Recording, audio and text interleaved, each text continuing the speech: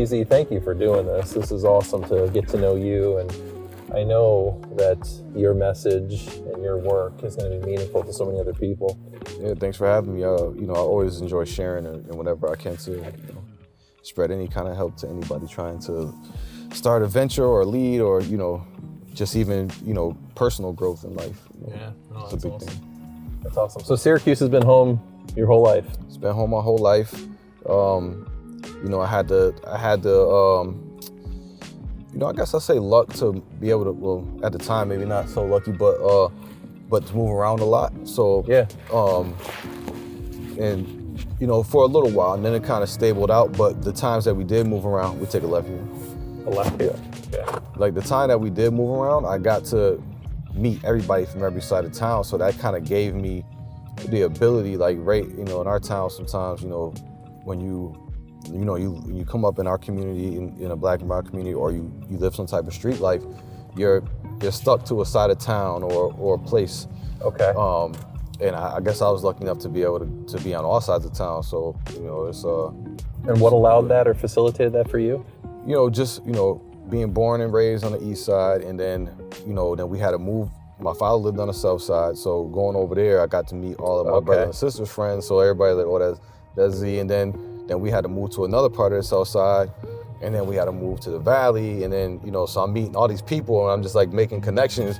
And I always just try to make connections, even at a young age. Like, okay, we're gonna. So you learned how to network as a little kid. Yeah, early. Yeah, right? Really early, super early, and then we moved to like the northeast side, and we were just like, we stabled up there for pretty much the rest of my childhood. But then my grandparents, they remained on the east side in the building. So so luckily I got to live almost on every side of town, and get to make great friends and people just, so coming up, I didn't have the issue of not being able to go to a certain side of town, or a particular side of town. So all the Syracuse is kind of home to me. Gotcha, yeah. So you had kind of family in all these places, so family ties to all these different areas that then expanded your networks through friends and neighbors and all of that. I think when you go other places, you realize that like Syracuse is like a town, like maybe like a Cleveland or something. It's a really tough town. Like we don't get the credit for being as gritty and tough as we are. We go through a lot, like being #1 in child poverty, being the 9th most segregated, and all the other things, the high lead levels in our water, and Flint, Michigan level water pollution, which is affecting our children disproportionately. And we still get up every day, and we still get out, and we still work, and we still, we're just a strong city. I think there's a big divide in economics. Yeah. And I think there's a big divide still in race.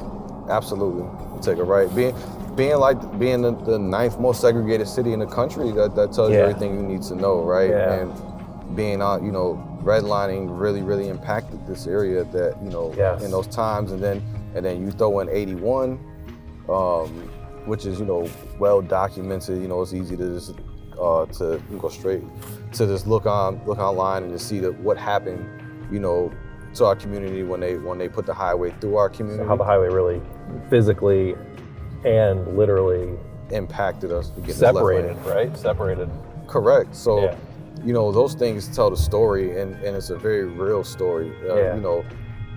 Being one of the original members of Good Life Youth Foundation, and being the program director there for a number of years, we worked with so many kids, and the poverty was just so different, right? Even in the age where I said, okay, we've seen some poverty, there's no way I can even trade places with some of the things I've seen with these kids.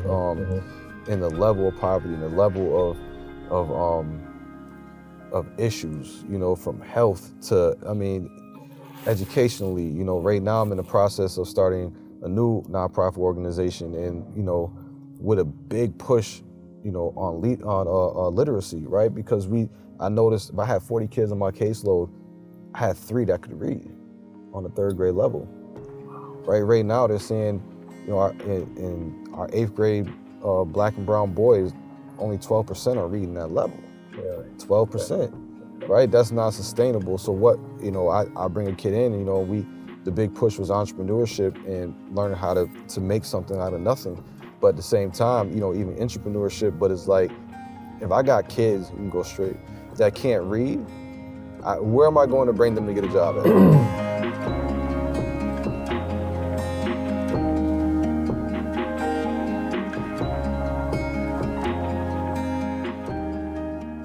Oh, it's awesome to have those kind of people in your life, right? That's a fact. They're this force, they're this energy that, you know, help keep momentum going, help keep you moving. All day. And introduce you to new things. Yeah. Right? Absolutely. They're staying out there on the fringe. He's always on, he's always on the cutting edge of something that's new and that's cool. And learning. So, yeah, that's how I came.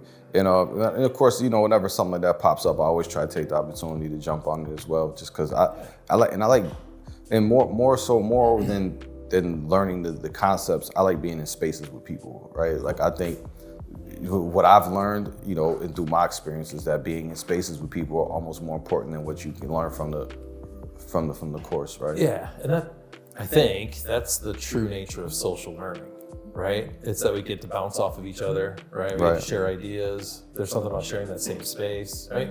Nothing against using technology, but there's something about being with people. Yeah. That you get that collective intelligence to go higher, bounce off each other. Yeah, and then you just learn, and then it's also the connections that you make as well, like, because you know, especially like, you know, being a serial entrepreneur, I always need somebody for something. Like, it's very rare that it's like, I'm just, people that say I always do it all by myself. Like, it's very rare that I'm doing something by myself. It's like, I need somebody for something. And it's like, so, you know, I'm in the cohort is a woman that works at an insurance group, right? And it's like, well, right now we need insurance for here, right? So it's it's like one of those things where it's like, all right, you know, we've talked a bunch of times, so now I'm gonna give her a call. Like, so it's like the connections are always, you know, paramount.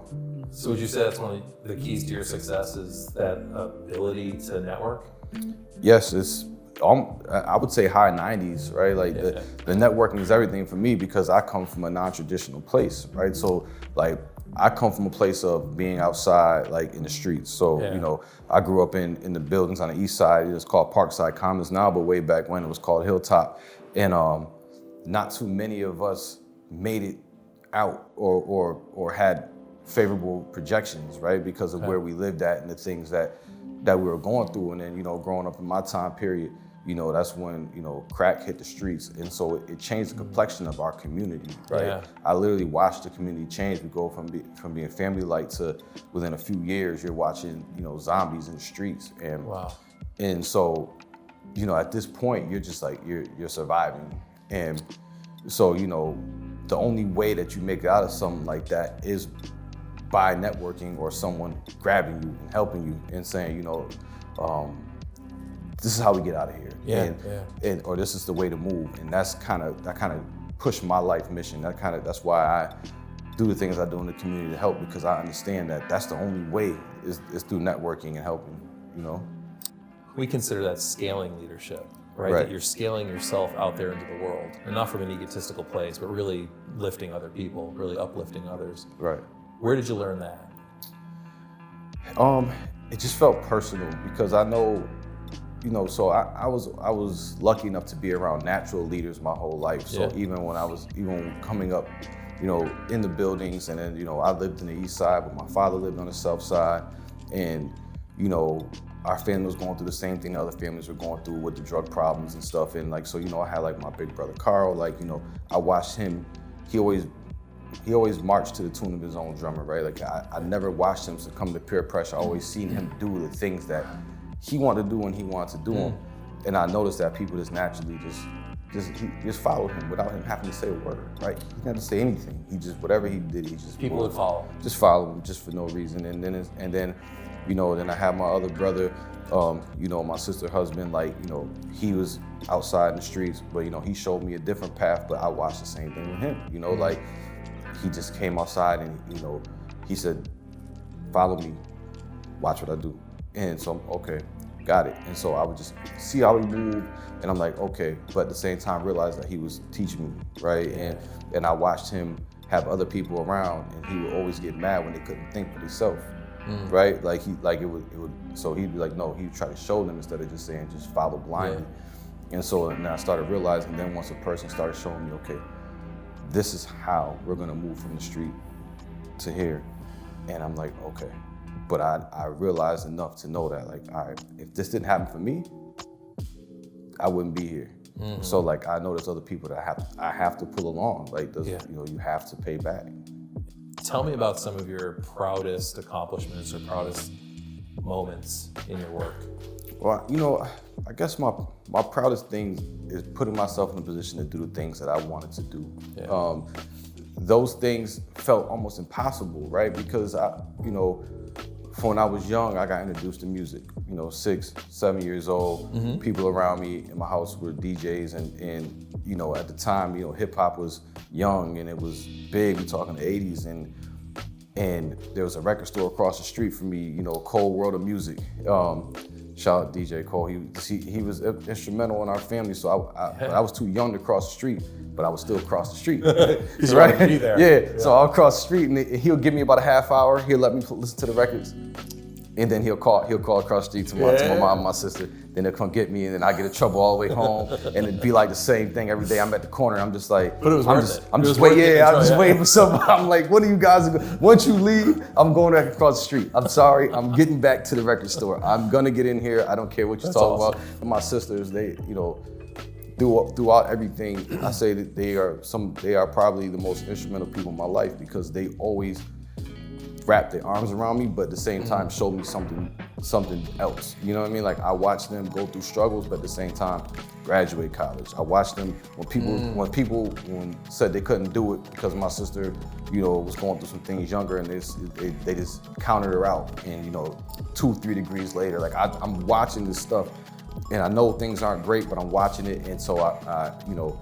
But they bring me to my first concert. I go to my first concert. I said, I'm gonna do this right here. And people were just like, you're gonna get famous people to come to where you want to come. I said, yes.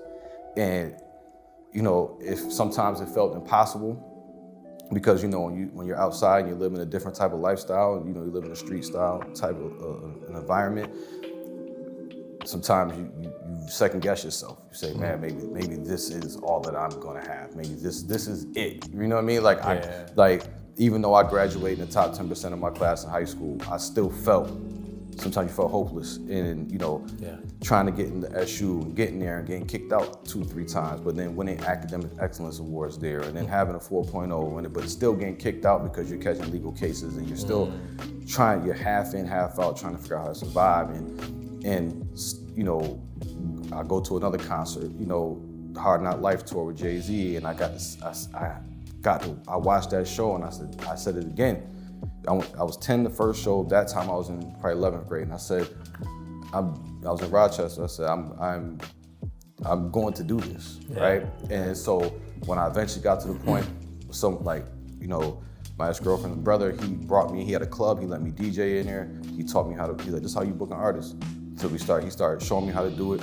And I said, I'm still gonna do it myself. And then, you know, so one of my biggest accomplishments was throwing my first show, right? So it was like, all right, I put everything together. We talking $100,000 show. I had $0 in my pocket, like nothing. And I'm like, how am I going to make this happen? I still called the agency, still got the paperwork. You got the money? Yeah, I got the money. You know, I didn't have nothing, right? So I'm scrambling and I'm making it work. Then I'm like, all right, how do I start a business? I had nobody to show me how to do this, right? So I'm like, all right, I'm gonna work it out myself. So I start just crashing, you know, succeeding, failing, succeeding, and figuring it out. And to the point where I finally got it together, and you know, and to walk out on the stage and tell everybody, I'm AZ. You know what I'm saying? Like, welcome to my show. Like, that was probably like the first big thing that showed me. I think that right there gave me the confidence to know that anything after that is gonna happen. What I also hear in your testimony, AZ, is that you want to bring others with you in doing that. It's not about getting to the top. Earlier you said it's not about puffing my chest out and being that kind of leader. You really want to bring people with you. I think it's essential, right? Yeah. Like, I'm a faith-based person. So, you know, I don't feel like God brings you through anything by accident or by coincidence. I think everything is done for a reason. I used to ask myself, when I was going through some of those things, why am I going through it? And so one day, you know, when I was working with some kids, and the foundation that I was in, that we helped create, and the kid was going through a similar situation that I went through, and the light bulb came on, and this was early in my mentoring career, and I was like, hold on, I went through all of that, so I could talk to him, right? Like that's, and he took to me, and I noticed that every kid that I talked to, was AZ, and they understood, they knew I understood what they were going through and what they were talking about and what they needed. So I'm like, hold up, I had to go through this to help others. And so I also, not only did I work with youth, but I also know that all the things that I learned in leadership, all the things I learned in business building, all the things that I learned, I didn't go through all those hardships, like not having anybody to show me. Like, I know the frustration of not having nobody to show you what to do, right? I know the frustration of being in a place and not having a mentor to call and be like, what should I do? Or give me some advice, you know? I didn't have those luxuries, those options, you know? I can lean on, I'll call family, but sometimes it's different when they never kind of been in that situation, right? And so once I went through that, I realized, okay, those frustrations I went through because now I have to help other people. Syracuse is lucky to have you. I'm lucky to have Syracuse because it gave me grit, you know? It gives you that grit, man. You're gonna get it one way or another. You've got it, and I like it in you. Yeah, thanks, man. Yes, sir. Thanks for having me. All right, yeah.